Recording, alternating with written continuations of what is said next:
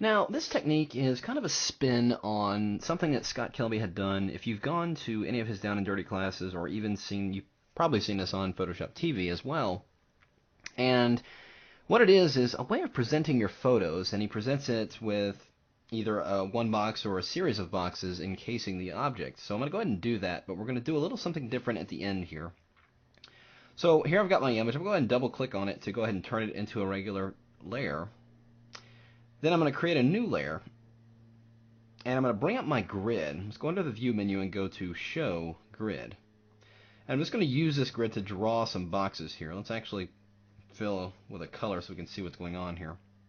So I'm going to take my rectangular selection tool and just going to draw a box using the grid as a kind of a guide. You can see that the edges are snapping to that edge there. Now I've only filled this blue layer just for the sake of visibility. So on that empty layer, I'm going to Shift Delete to bring up the Fill dialog, and we're going to use 50% gray. Then, going to make a duplicate of the shape. It's going to do that really easily by holding down the Option Command key. Do you see, if I hold down the Option Command, you get a double arrow there. It tells me I'm about to make a duplicate. I'm also going to hold down the Shift key to drag it, constrain it to a left to right movement. And I'm just going to keep it one grid space in between there. We'll do it again to get a third box. So we have three evenly spaced gray boxes now. So I no longer need my grid, so I'm going to go under View and turn that off. No longer need this layer, so let's go ahead and throw that away. So let's go ahead and make sure that these boxes are aligned up. So let's go ahead and I'm going to hit Command or Control A to select the entire document and center that up. Then let's turn back on our original layer there and drag it above those gray boxes, and let's just clip it inside there. I'm going to hold down my Option or Alt key and click between the layers, and it will clip those inside those shapes. Let's put a layer beneath those shape layer, and to create a new layer beneath your currently active layer, by default it puts a new layer above your active layer, but to put one beneath your currently active layer, hold down the Command key rather, or the Control key, and just click the new icon. And let's just fill this with white. And since white is set as my background color, I'm just going to press Command Delete. There we have that. Now, I'm going to scale this in a little bit. I'm going to bring up Free Transform by pressing Command or Control T and holding down Shift Option so it scales it proportionally to the center. I'm just going to scale this box in a little bit. You notice it's not having any effect on the flowers itself, just the boxes. Now, here's where it would probably be, you're probably recognizing it. I'm going to go ahead and drop some text in here. Let's call this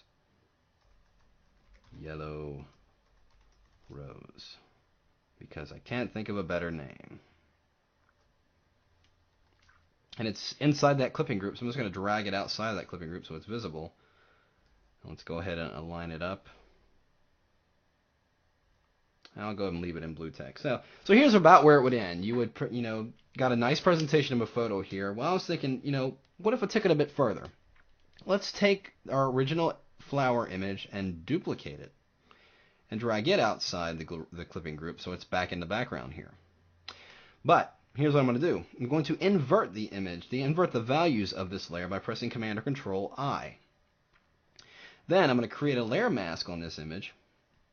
Then, using the gradient tool, making sure we're going from a black to transparent gradient, I'm just going to bring the gradient in a little bit outside this area that we've got clipped in here of the original. And I'm also going to drop the opacity of this layer down considerably. Let's go to about 50%.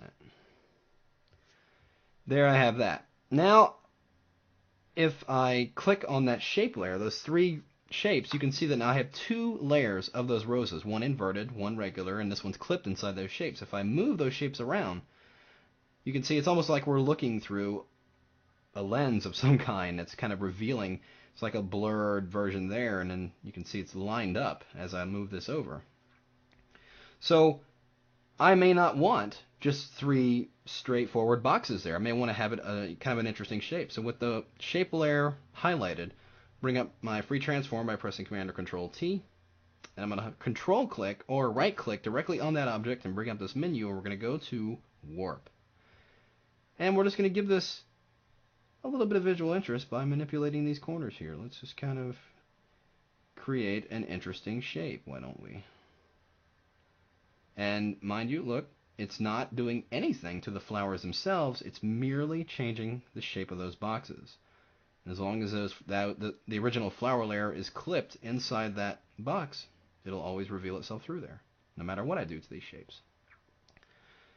So I can manipulate these and do all kinds of interesting things, and when I'm done, I'll just press enter.